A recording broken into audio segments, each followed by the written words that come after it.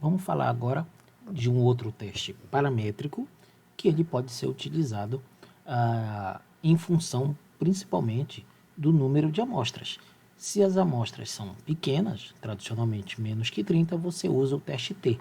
Se forem mais que 30, tá, você tem que usar um teste mais aplicado para esse número amostral. E esse teste seria a ANOVA, tá? Também conhecido como teste F. Ele é paramétrico, portanto, tem que obedecer às condições de normalidade e homogeneidade das variâncias, tá? E o que ele faz? Ele vai comparar as médias de duas amostras independentes, duas ou mais, né? Amostras independentes.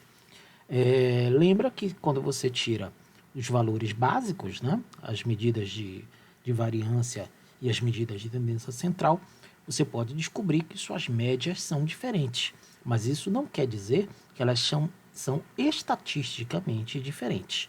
Isso quem pode dizer é justamente o teste F de ANOVA. Tá? Aqui a fórmula para a gente calcular. Aqui eu não vou descrever essa fórmula, mas eu preciso falar com vocês sobre como ela faz para encontrar o valor de F aqui. Tá? O teste de ANOVA ele é muito baseado na variância dos dados. E essa variância, no caso da ANOVA, ela é calculada de dois jeitos diferentes. Então tem duas formas da gente ver a variância. A primeira é manifestada por esse fator aqui em cima. O que ele vai fazer é calcular as variâncias entre os seus grupos que você está testando.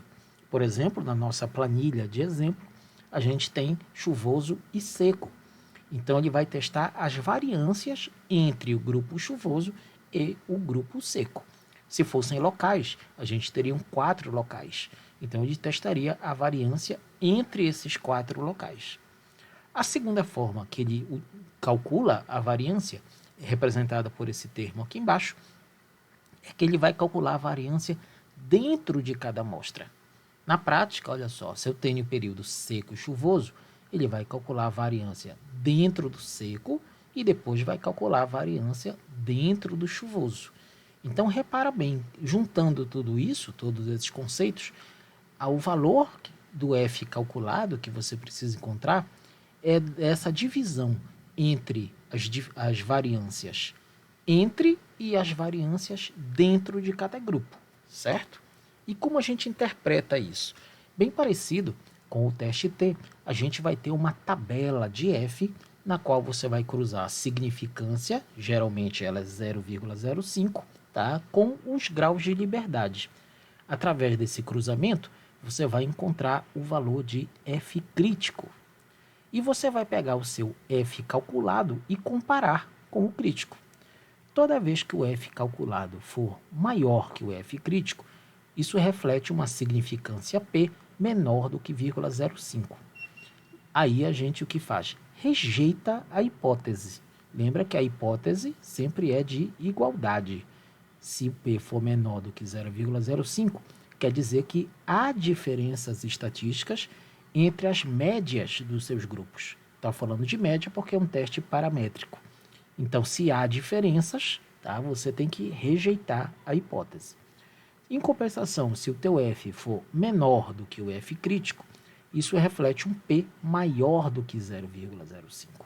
Nesse caso, a gente aceita a hipótese, ou seja, aceita a hipótese de igualdade, que não há diferenças estatísticas entre as médias das amostras. Agora, aqui tem uma coisa que avança do teste T, tá? O teste T por si só ele é o suficiente. Agora, quando a gente faz uma nova, por causa do número de amostras, tem sempre a necessidade da gente fazer um teste adicional, um teste complementar, que eles são conhecidos como testes a posteriori, né, ou post-hoc. Por que a necessidade de aplicar esse teste? Porque o teste F, a ANOVA, ele vai te dizer se há diferenças, mas ele não te diz quem é diferente de quem dos teus grupos. Quando a gente tem somente 2 grupos, é fácil saber que um é diferente do outro, por exemplo, seco e chuvoso. Mas se você tem, por exemplo, locais, 4 locais diferentes e o teu F te indica que há diferenças, como é que você faz para saber qual local é maior, qual local é menor, quem é diferente de quem, né? Nesse caso, são esses testes a posteriori ou pós-hoc que vão fazer essa indicação, tá? No caso da nova, o teste a posteriori mais utilizado se chama Tukey. Lembrando que há outros que, quando a gente partir para a prática, eu posso mostrar para vocês. Mas o Tukey, ele é um teste robusto, tá? Ele justamente por isso, ele é um dos mais utilizados em pesquisa, tá? Ele não é nada mais, nada menos do que um teste T de Student aplicado dentro da nova, tá? Ele é feito na variância dos dados. Um teste T em si, quando a gente estudou ele sozinho, ele é feito sobre as médias, tá? Nesse caso, a gente aplica o mesmo teste sobre as variâncias, e isso é o teste a posteriori. Formas de demonstrar os nossos dados para teste ANOVA são exatamente os mesmos que são feitos para o teste T. Então, são barras com medidas de desvio padrão ou erro padrão, lembrando que aqui, se esses desvios ou erros não se encontram, há diferença estatística. Se se encontram, como neste caso aqui, não há diferenças entre os seus grupos. Então a interpretação é muito fácil, né? Da mesma forma também pode ser desse formato mais horizontal, mas o que importa aqui é a interpretação. Aqui também eu não sugiro isso para o teste T, não vou sugerir aqui para a nova, que são usados para dados em gradientes ou seriais, né?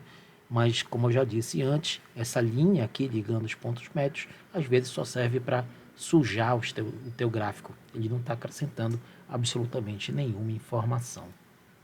Então, vamos partir para a prática, vamos ver no Biostat e no PEST como fazer e interpretar os testes de ANOVA.